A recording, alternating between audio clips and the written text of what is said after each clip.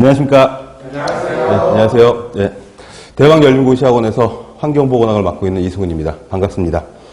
자, 환경보건학 이론 수업 오늘 첫 시간인데요. 수업에 들어가기 전에 먼저 과목에 대한 설명 조금 하고요. 그 다음에 교재에 대한 설명하고 수업이 어떻게 진행될 것인지에 대해서 간단하게 설명을 해드리고, 그리고 이제 환경보건학이 들어가는 직렬들, 환경보건학을 공부를 어떻게 해야 될지 하고, 그 다음에 최신 출제 경향 이런 것들에 대해서 간단하게 브리핑을 해드리고 수업에 들어가도록 하겠습니다.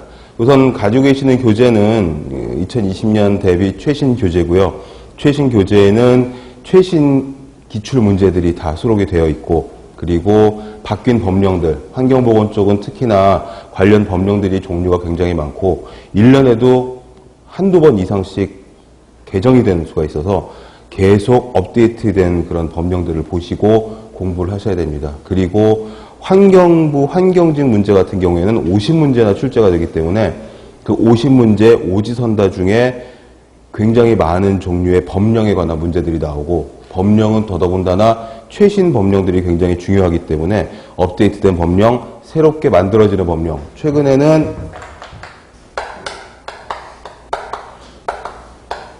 빛공해에 관한 법령도 제정이 되고 이 문제들도 출제가 되고 있습니다. 그러니까 일반적인 대기 수질, 토양 오염뿐만 아니라 그 외에 소음, 진동, 악취법은 벌써 만들어진 지가 꽤 됐죠. 그 외에 이제 빛공해까지도 잠을 자려고 하는데 너무 번화가에 살고 있어서 빛이 창문을 뚫고 들어가서 안면을 방해한다든지, 편안한 수면을 방해한다든지 이런 경우들이 해당되는 경우들인데, 이런 것들까지도 새롭게 업데이트된 것들을 잘 가지고 공부를 하고 계셔야 된다는 거여서, 우선 첫 번째로는 개정된 법령이나 또는 환경정책 같은 거, 우선 이제 그 공부하는 방법에 대해서 먼저 말씀을 드리도록 하겠습니다.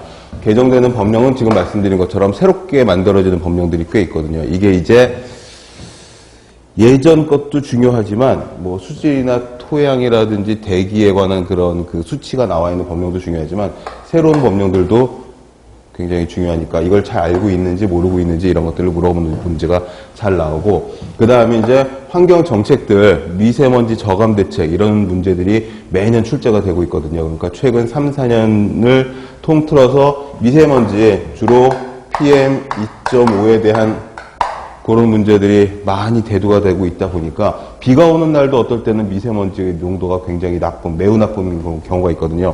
이 아주 작은 PM 2.5 같은 미세먼지 정책이 성공을 하고 있는지 실패를 하고 있는지, 환경부에서 한 정책들이 제대로 잘 돌아가고 있는지, 이런 것들이 이제 환경 백서를 통해서, 우리 교재도 뒤에 보면 환경 백서 내용이 요약돼서 실려 있는데, 환경 백서를 통해서 매년 국민에게 리포트를 하고 있습니다.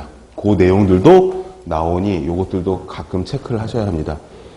여러분들이 준비하시는 환경부 환경직이라든지 연구사라든지 전남보건직이라든지 아무튼 환경보건학, 환경위생학이 과목이 들어가 있는 연구사라든지 구급이라든지 각종 요 시험 문제에 있어서는 이런 내용들이 꽤 중요합니다. 특히나 환경부 환경직에서는 50문제 중에 거의 한 7, 8문제 이상이 법령과 정책 쪽 문제가 출제가 되고 있어요. 그리고 두 번째로는 이제 최신 출제 경향, 그리고 기출 문제.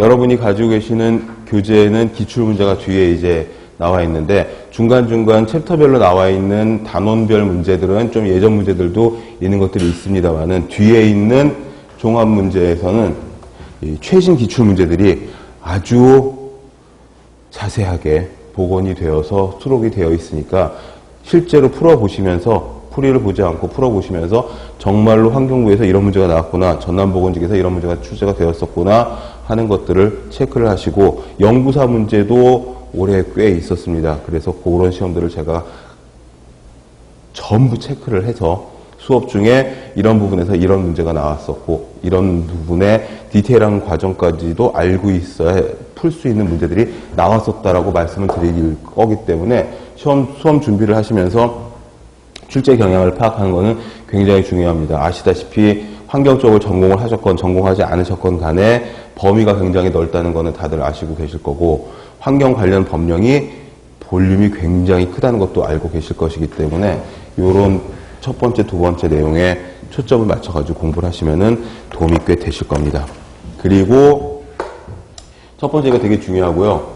수치 같은 것들, 새롭게 만들어지는 것들, 정책 같은 것도 중요하고, 두 번째 이제 출제 경향 이런 것들 되게 중요하고요. 그 다음에 빠질 수 없는 세 번째가 이제 기본 개념이어서, 환경공학 같으면은 아예 공학 쪽 개념이어서 좀 다르지만, 환경보건, 환경위생 들어가는 이 보건이나 위생 쪽이 들어가는 부분은 이 공중보건학이나 보건학이나 예방의학이나 뭐 이런 것들과 다 겹치는 부분들이 굉장히 많이 있어서 범위들이 되게 넓어서 보건, 환경, 거기다가 위생, 이게 전부 다 뭐 곤충학도 들어가고 식품위생도 들어가고 감염병도 환경과 굉장히 연관이 깊지 않습니까? 이런 것들이 들어가 있기 때문에 이 과목에 대한 기본적인 개념들, 그 다음에 넓은 범위, 이것들을 다 우리가 커버할 수 있는지 그 부분에 대해서 과제, 교재에 다 꼼꼼히 수록이 되어 있기 때문에